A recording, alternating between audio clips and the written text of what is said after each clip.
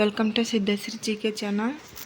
So ಇವತ್ತಿನ ತರಗತಿಯಲ್ಲಿ ನಾವು ಟಿಯಲ್ಲಿ ಕೊಟ್ಟಿರುವ ಹೊಸ ಸಿಲೆಬಸ್ ಪ್ರಕಾರ ಇವತ್ತಿನ ದಿನ ಉತ್ತರ ಬಾಲ್ಯದ ಕುರಿತು ಚರ್ಚಿಸೋಣ. ಸೊ ಯಾರೆಲ್ಲ ಈ ಒಂದು ಚಾನಲನ್ನು ಹೊಸದಾಗಿ ನೋಡ್ತಾ ಇದ್ದರೆ ಪ್ಲೀಸ್ ಸಬ್ಸ್ಕ್ರೈಬ್ ಮಾಡಿ ಮತ್ತು ಸಪೋರ್ಟ್ ಮಾಡಿ. ಸೊ ಹಿಂದಿನ ತರಗತಿಯಲ್ಲಿ ಅಂದರೆ ನಿನ್ನೆ ದಿನ ಕೂಡ ನಾನು ಪೂರ್ವ ಬಾಲ್ಯದ ಕುರಿತು ಒಂದು ಕ್ಲಾಸನ್ನು ಮಾಡಿದ್ದೇನೆ. ಅದು ಕೂಡ ಟಿ ಹೊಸ ಸಿಲೆಬಸ್ ಪ್ರಕಾರನೇ. ಸೊ ನಿಮಗೆ ಇಷ್ಟ ಇದ್ದರೆ ಹೋಗಿ ಈ ಒಂದು ಚಾನಲನ್ನು ಸಬ್ಸ್ಕ್ರೈಬ್ ಮಾಡಿಕೊಂಡು ಎಲ್ಲ ಕ್ಲಾಸ್ಗಳನ್ನು ನೋಡಿ ಅಂತ ಹೇಳ್ತಾ ಇವತ್ತಿನ ತರಗತಿ ಸ್ಟಾರ್ಟ್ ಮಾಡೋಣ ಬರ್ರಿ. ಸೊ ಮೊದಲನೇದಾಗಿ ಈ ಒಂದು ಉತ್ತರ ಬಾಲ್ಯ ಯಾವ ವರ್ಷದಿಂದ ಯಾವ ವರ್ಷದವರೆಗೆ ಇರ್ತದೆ ಅಂತಂದರೆ, ಇದು ಬಂದುಬಿಟ್ಟು 6 ವರ್ಷದಿಂದ ಪ್ರಾರಂಭವಾಗಿ 12 ವರ್ಷಗಳವರೆಗೆ ಇದು ನಡೀತದೆ. ಅದು ಪೂರ್ವ ಬಾಲ್ಯ ವ್ಯವಸ್ಥೆ ಅಂದರೆ ಅದು 2 ವರ್ಷದಿಂದ 6 ವರ್ಷದವರೆಗೆ ಇರ್ತದೆ. ಸೊ ಈ ಹಂತದಲ್ಲಿ ಮಗು ಏನು ಮಾಡ್ತದೆ ಅಂತಂದರೆ ಮನೆಯಿಂದ ಶಾಲೆಯೆಡೆಗೆ ಸಾಕ್ತಾನೆ. ಸೊ ನಾವು ಪೂರ್ವ ಬಾಲ್ಯ ವ್ಯವಸ್ಥೆ ಕೂಡ ನಾವು ಏನಂತೀವಿ ಅಂತಂದರೆ ಶಾಲೆ ಪೂರ್ವ ಹಂತ ಅಂತ ಕರಿತೀವಿ. ಬಟ್ ಇಲ್ಲಿ ಆಲ್ರೆಡಿ ಶಾಲೆಯಿಂದ ಮಗು ಮನೆಯಿಂದ ಶಾಲೆಯೆಡೆಗೆ ಆಲ್ರೆಡಿ ಹೋಗಲಿಕ್ಕೆ ಸ್ಟಾರ್ಟ್ ಮಾಡಿರ್ತಾನೆ. ಯಾವ ಹಂತದಲ್ಲಿ? ಉತ್ತರ ಬಾಲ್ಯದಲ್ಲಿ. ಮತ್ತು ಬಂದುಬಿಟ್ಟು ಈ ಒಂದು ಉತ್ತರ ಬಾಲ್ಯದಲ್ಲಿ ಸಮಾಜದೊಡನೆ ಹೊಂದಾಣಿಕೆ ಮಾಡಿಕೊಳ್ಳಲು ಪೋಷಕರು ಮತ್ತು ಶಿಕ್ಷಕರಿಂದ ಉತ್ತಮ ಮಾರ್ಗದರ್ಶನ ಮತ್ತು ಸಲಹೆ ಪಡುವ ಅಗತ್ಯವಿರ್ತದೆ. ಯಾಕಂತಂದರೆ ಇಲ್ಲಿ ಮಗು ಉತ್ತರ ಬಾಲ್ಯ ಅಂದಾಗ ಇಲ್ಲಿ ಮಗು ಮತ್ತು ವಿಕಾಸ ಮತ್ತು ಬೆಳವಣಿಗೆ ಆಲ್ರೆಡಿ ಸರಿಗೆ ಆಗಿರ್ತದೆ. ಈ ಒಂದು ಮಕ್ಕಳು ಸಮಾಜದೊಳಗೆ ಯಾವ ರೀತಿಯಾಗಿ ಹೊಂದಾಣಿಕೆಯನ್ನು ಮಾಡ್ಕೋತಾರ ಅಂತ ಹೇಳಲಿಕ್ಕೆ ಈ ಒಂದು ಶಿಕ್ಷಕರು ಮತ್ತು ಮನೆಯಲ್ಲಿರುವ ಪೋಷಕರು ಏನು ಮಾಡಬೇಕು, ಅವರಿಗೆ ಅಗತ್ಯವಾದ ಸಲಹೆ ನೀಡಬೇಕು. ಮತ್ತು ಈ ಹಂತದಲ್ಲಿ ಕ್ರಿಯಾತ್ಮಕ ಪದ ಸಂಪತ್ತು ಹೆಚ್ಚಾಗುವುದರೊಂದಿಗೆ ತಮ್ಮ ಭಾವನೆಗಳನ್ನು ವಿಚಾರಗಳನ್ನು ವ್ಯಕ್ತಪಡಿಸಲು ಸ್ವಂತ ವಾಕ್ಯಗಳನ್ನು ರಚಿಸಬಲ್ಲವರು. ಸೊ ನಾವು ಪೂರ್ವ ಬಾಲ್ಯದಲ್ಲಿ ನೋಡಿದಾಗ ಅಲ್ಲಿ ಪೂರ್ವ ಬಾಲ್ಯದಲ್ಲಿ 2500 ಪದಗಳ ಬಳಕೆ ಅವರು ಮಾಡ್ತಿರ್ತಾರೆ. ಮತ್ತು ಈ ಹಂತದಲ್ಲಿ ಬಂದಾಗ ಪದ ಸಂಪತ್ತು ಹೆಚ್ಚಾಗುವುದರ ಜೊತೆಗೆ ಮತ್ತು ಇವರಲ್ಲಿ ಸ್ವಂತ ವಾಕ್ಯಗಳನ್ನು ರಚಿಸಿಕೊಂಡು ತಮ್ಮಲ್ಲಿರುವ ಅನೇಕ ವಿಚಾರ ವಿನಿಮಯಗಳನ್ನು ಬೇರೆಯವರೊಂದಿಗೆ ಹಂಚಿಕೊಳ್ಳಲು ಇಲ್ಲೇನಾಗ್ತದೆ ಅಂತಂದರೆ ಸಹಾಯಕಾರಿ ಆಗ್ತದೆ. ನೆಕ್ಸ್ಟ್ ತಾರ್ಕಿಕ ಆಲೋಚನೆ ಸಾಮರ್ಥ್ಯ ಹೆಚ್ಚಾಗ್ತದೆ. ಅಂತಂದರೆ ಈಗ ಕೆಲವೊಂದು ಬಾರಿ ಈಗ ಗಣಿತದ ಮತ್ತು ಸಮಸ್ಯೆಗಳು ಬಂದಾಗ ಮಗು ಏನು ಮಾಡ್ತದೆ, ತಾನೇ ತನ್ನ ಸ್ವಂತ ಬಂದಿರುವ ಸಮಸ್ಯೆಗಳನ್ನು ತಾನೇ ಪರಿಹಾರ ಮಾಡಿಕೊಳ್ಳೋಕ್ಕೆ ಇದು ಅನೇಕ ತಾರ್ಕಿಕ ಆಲೋಚನಾ ಸಾಮರ್ಥ್ಯ ಬೆಳೀತದೆ ಅಂತಲೇ ಹೇಳ್ಬೋದು. ನೆಕ್ಸ್ಟ್ ಬಂದುಬಿಟ್ಟು ಮತ್ತು ಈ ಹಂತದ ಮಕ್ಕಳು ತಮ್ಮ ಲಿಂಗದ ಸಮವಯಸ್ಕ ಗುಂಪುಗಳನ್ನು ರಚಿಸ್ಕೊಳ್ತಾರೆ. ಸೊ ಪೂರ್ವ ಬಾಲ್ಯದಲ್ಲಿ ಯಾವುದೇ ಲಿಂಗ ಭೇದ ಭಾವ ಇರೋಂಗಿಲ್ಲ. ಮತ್ತು ಈ ಉತ್ತರ ಬಾಲ್ಯದಲ್ಲಿ ಬಂದಾಗ ಮಕ್ಕಳು ಸ್ವಲ್ಪ ಏನಾಗಿರ್ತಾರೆ, ಗ್ರೋ ಆಗಿರ್ತಾರಲ್ಲ.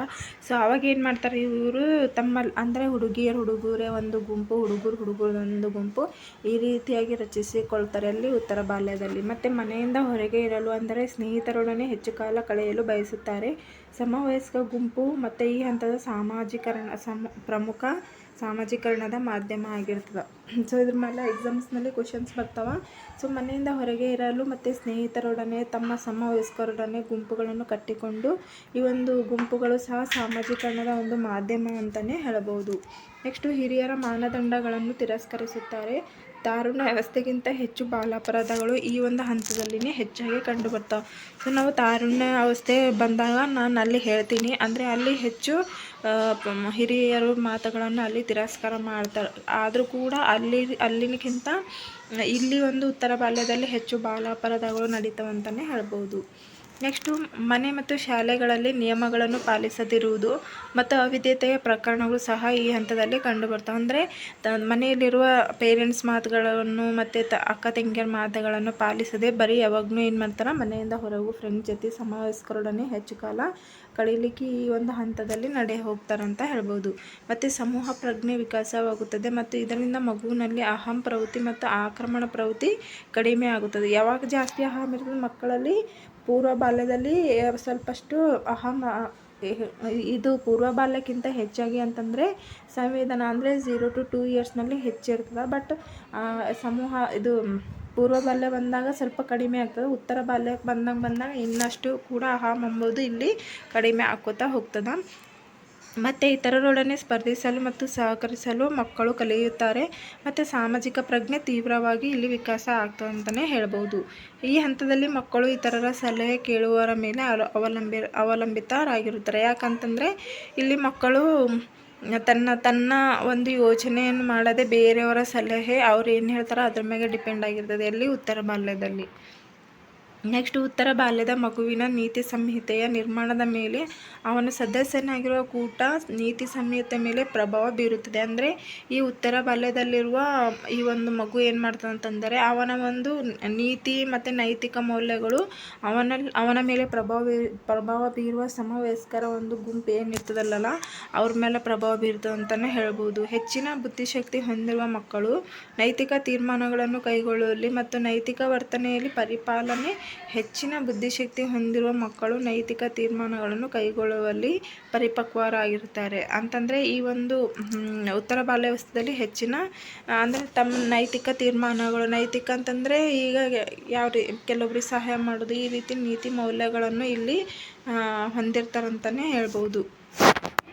ನೆಕ್ಸ್ಟು ಈ ಒಂದು ಉತ್ತರ ಬಾಲ್ಯದ ಲಕ್ಷಣಗಳು ಯಾವ್ಯಾವ ನೋಡಂಬರ್ರಿ.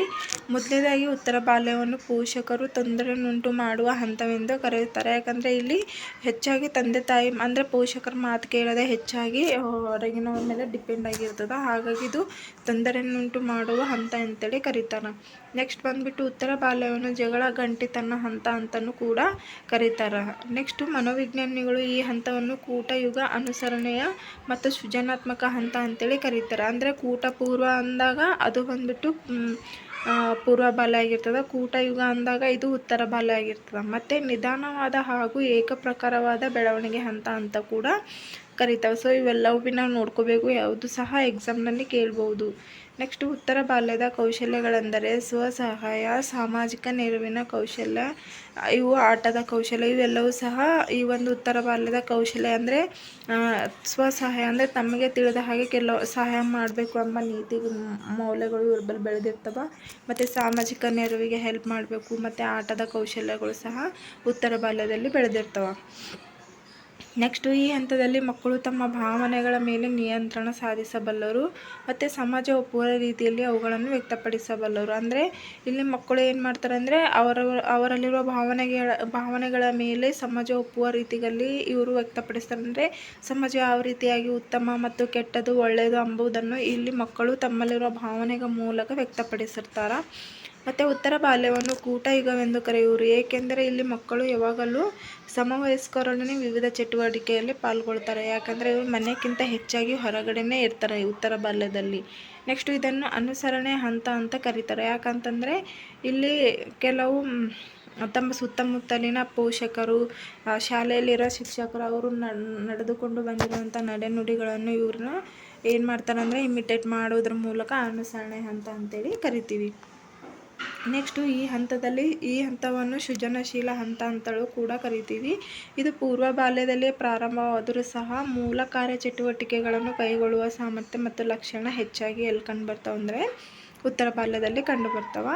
ನೆಕ್ಸ್ಟು ಪರಿಕಲ್ಪನೆಗಳ ನಿಖರತೆ ಮತ್ತು ಅವುಗಳನ್ನು ಅರ್ಥ ಮಾಡಿಕೊಳ್ಳುವ ಸಾಮರ್ಥ್ಯ ಇಲ್ಲಿ ಹೆಚ್ಚಾಗಿರ್ತದೆ.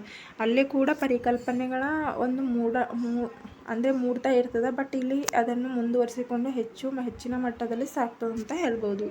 ನೆಕ್ಸ್ಟ್ ಉತ್ತರ ಬಾಲ್ಯದ ಮಕ್ಕಳ ನೀತಿ ಸಂಹಿತೆಗಳು ತಾವು ಪಾಲ್ಗೊಂಡಿರುವ ಗುಂಪಿನ ನೈತಿಕ ಮಾನದಂಡಗಳು ಮತ್ತು ಅಂತಃಪ್ರಜ್ಞೆಯನ್ನು ಪ್ರಭಾವಿತರಾಗಿರುತ್ತೆ. ಅವರು ಗುಂಪಿನ ಮೇಲೆ ಈ ಮಗುವಿನ ನೀತಿ ಸಂಹಿತೆಗಳು ಡಿಪೆಂಡ್ ಆಗಿರುತ್ತೆ. ಯಾಕಂದರೆ ಆ ಗುಂಪು ಗುಡ್ ಹ್ಯಾಬಿಟ್ಸ್ ಇದ್ದು ಅಂದ್ರೆ ಮಗು ಕೂಡ ಗುಡ್ ಹ್ಯಾಬಿಟ್ಸ್ ಆಗಿರ್ತದೆ.